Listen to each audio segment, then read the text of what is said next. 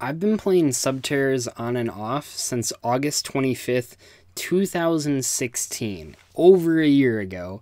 And man, the deck has changed a lot since then. That build was a pretty early Prediction Princess build.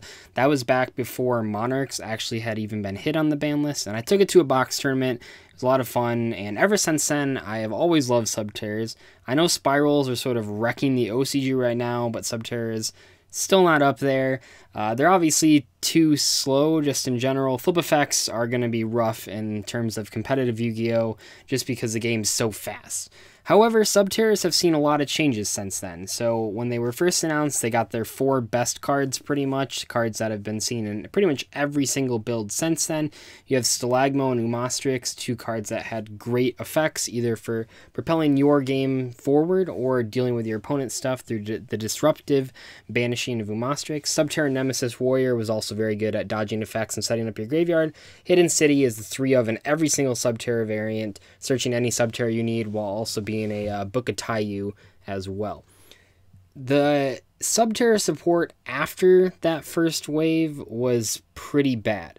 Subterror Archer or Subterror Nemesis Archer kind of gave us a few things to use, mainly metal foes, but the real good cards didn't actually come until the very last wave of main booster Subterror support, which brought us Subterror Fiendess, which is an incredibly good not only Debris Dragon, but also sort of effect failure hand trap that can negate anything, and Subterror Final Battle, which was perhaps the most important part of support for Subterrors, which did everything that I wanted out of the second wave or third wave of Subterror support, and that it was a Ghost Trick Scare. I had been asking for a Ghost Trick Scare card for so long. Subterror Final Battle is not only that, and not only can flip a guy face up, it also can do a whole bunch of other things. It can give them attack and defense that's just ridiculous. It brings them to like 4,000, 5,000, 6,000 attack, and that's just really funny. You can also flip a guy face down if you want, and you can also prevent your guy's effects from being negated, probably the least used effect.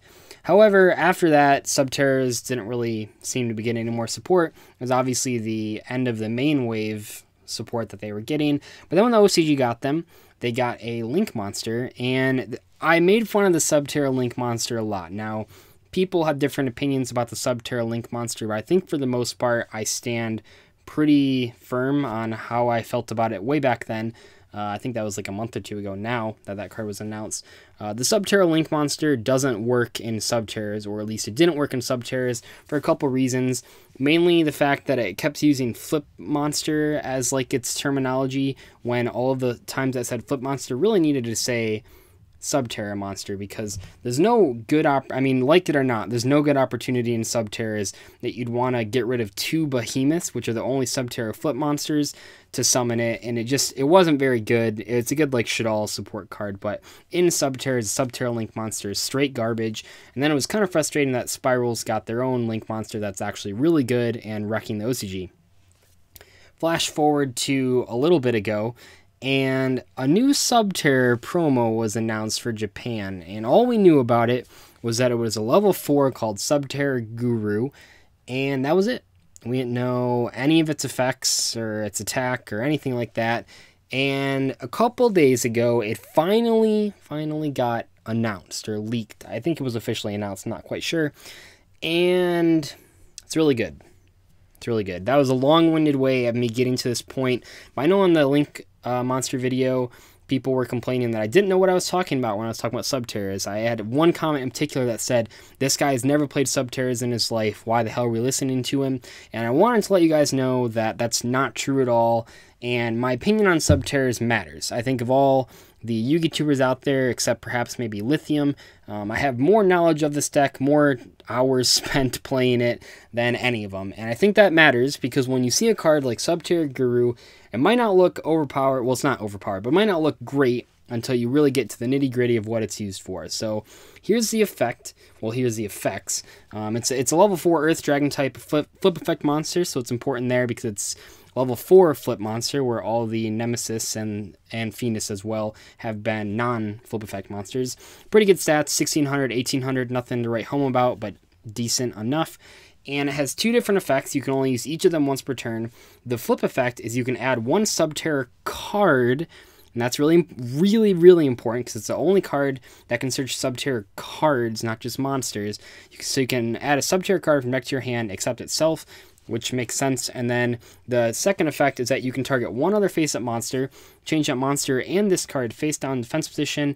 This effect can be activated in either player's turn if you control another Subterror card. So where to begin with this thing? The important part is that even though this is a flip effect Stratos, it's basically a Stratos all the time. The reason being, anytime that you have Hidden City, you can use Hidden City to grab this. You then can set this card and then use Hidden City's effect to flip it face up and search whatever you need. And that really is true. You can search whatever you need. If you don't have a Subterror Phoenix, you can grab a Subterror Phoenix, but more importantly, you can grab Subterror Final Battle and Subterror Cave Clash, two cards that are very powerful, but I mean, prior to Guru being released, they were very inconsistent because you had no way of searching them. I firmly believe that Subterror Cave Clash is actually a lot better than people give it credit for. The problem is just that you can't search it, but Subterror Final Battle, I think most people know, is very powerful, except once again, you can't search it, which meant that it was kind of difficult to use because if you didn't open it, you basically lost, and that's kind of not good, especially because trap cards are slow just in general. But the card was so powerful that you had to play it as a 3-of, and while you'll still play it as a 3-of in modern Subterrors, I think the important thing here is that you can search it. You can just add it to your hand. And for the second effect, I don't think it's super great. I mean, it is sort of a mini Book of Eclipse, but the thing that you want to note here is that it's not very difficult to get it to be activated on either player's turn, mainly because when you flip this card face up and you search Final Battle, you can set Final Battle, and then on your opponent's turn, depending on what you end up doing, when you flip Final Battle, you can then chain the Guru effect because you now control a face-up Subterror card. Unfortunately, obviously, you need to have something because just Hidden City isn't a Subterror card. But man, this card's really good. It's a great thing to flip down with Phoenix after you search Phoenix. You can do some pretty silly stuff like if you Hidden City for this while you have either Phoenix or Final Battle, you just search which one you don't have, and then you set Final Battle. On your opponent's turn, you can activate Final Battle, you can activate Phoenix to negate something and flip this thing face down, and then you can activate Final Battle to flip it back face up, search another Phoenix if you want, or search a bigger Subterror. It doesn't really matter. It's just, this card's so good. I mean, it really is. I don't know if it fixes everything with Subterrors. I mean, the main problem with the Link Monster was that it wasn't a starter card, and that's kind of what Subterror is lacking. And in a lot of ways, while this thing isn't quite the starter card that I was thinking about, it definitely is a starter card. The important thing here, I know I keep saying there's important things, but there's a lot of important things.